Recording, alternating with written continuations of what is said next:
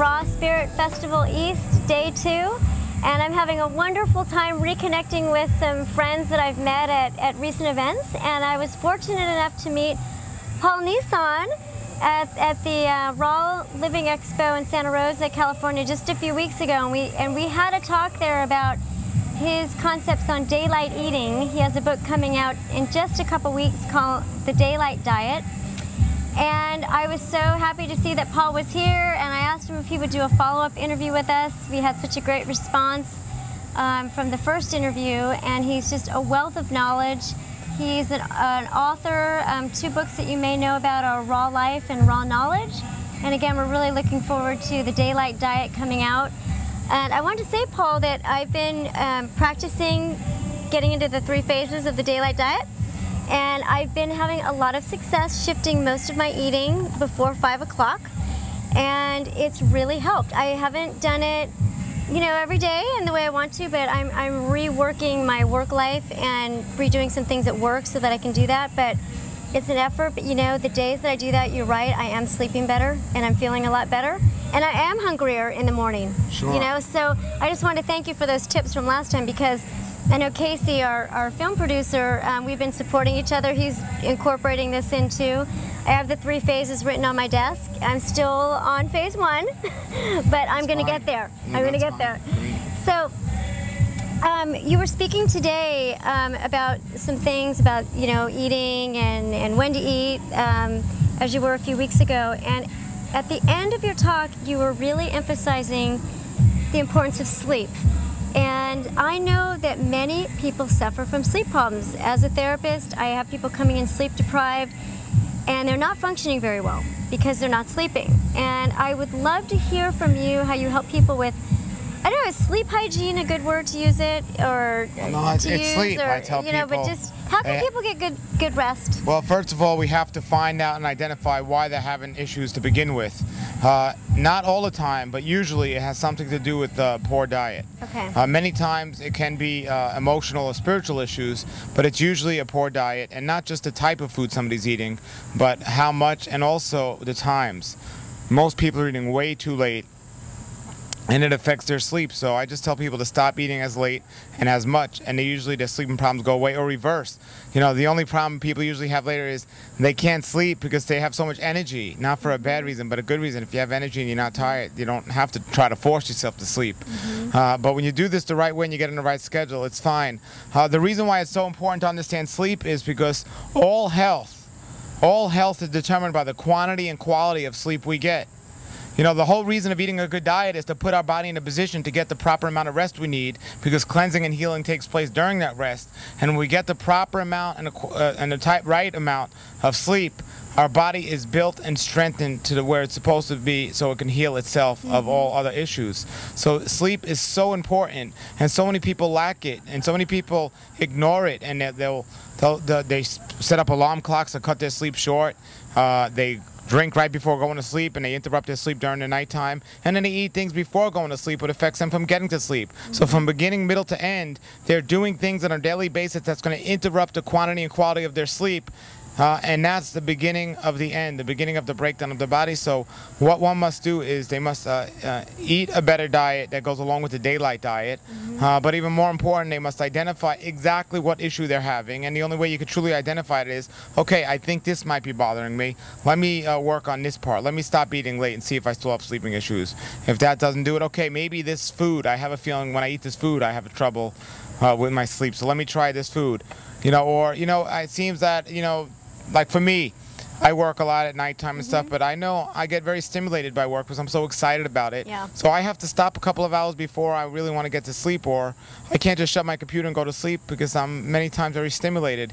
With television, a lot of people have that problem. They're so stimulated. They just watch like the NBA playoffs or something, and their team just won. They're so stimulated and hype. They can't just TV and go to sleep. So we really have to put ourselves in a position to get that good sleep. And when we understand all the functions that take place during sleep, the cleansing of the body, the organs cleanse and rest, and the whole body, you know, de-stresses, or is supposed to. So, you know, the whole thing is, though, the way I came up with the sleep thing is, if we're going to do a daylight diet, well, we want to have as much time as possible during the day to eat. So we want to get up as soon as possible. When the sun rises, that's when we're supposed to be up. That's the new day. The sky lights up with light. Right. When the sun is down, and the moon is out, when the moon is out, the moon has a gravitational pull of all the waters of the planet, including the waters of the human body and the lymph of the human body, which is the sewer system or the cleansing system of the body. So when the moon is out, the body is doing its best cleansing when we're not eating, during nighttime, and when we sleep. That's when the healing takes place. So the ideal time for people to sleep is at nighttime with no food in the body, on an empty stomach, and that's the ideal time. And also, it's sleep where the healing's taking place. But there's something called the moon diet, which people fast during a full moon. Well, it's the whole concept of the gravitational pull on the waters of the earth by the moon, and then in the gravitational push by the digestive system from the sun and the daylight. And it just works great with nature and science. And we understand we got to stop telling time by the hands on a clock, and we have to start telling them by the moon and the sun, daylight and darkness, and it has a big impact on our health. Yeah, I don't know if it was just coincidence or what, but I have to tell you, since I met you a few weeks ago, my watch, I have a few watches, and they've all stopped several times after just having a battery put in them. And I thought about some of the information I heard from you about this, getting more in the natural rhythm of time. And it was a great reminder for me to stop and really pause and think about, what am I allowing to rule my life? And on the weekends, I've been taking my watch off when I don't need to know so much, with my work schedule, what time it is. And anyway, I just thought it was interesting after we talked how, this time has just been going away. We could actually learn from the Native American customs and stuff. I mean, at first everything seems like so complicated, but if on a consistent basis a person is monitoring the sun and the moon, especially the moon, the full moon to the quarter moon and the phase of the moon, after a while a person could just look at the moon and know what time it is, or at least what day of the month it is. And again, not according to the man-made calendar, but according to the correct calendar, nature's calendar. It sounds like it gets us back in tune with our intuition as well, and our inner knowing, which once I think we tune into that in one area, it transfers to other areas. And I've gotten it down to where I'm only one day a week using the alarm, and I confess I use that because I don't want to I have to be at work at a certain time. Well, yeah. But only one day a week now where I'm actually using an alarm clock. And I start my day with so much more peace by not having some stimulating sound or noise waking me up. Well, and it's a big detrimental thing to get shocked out of your sleep. But the alarm clock is just one of the ways we harm our sleep and our waking up pattern.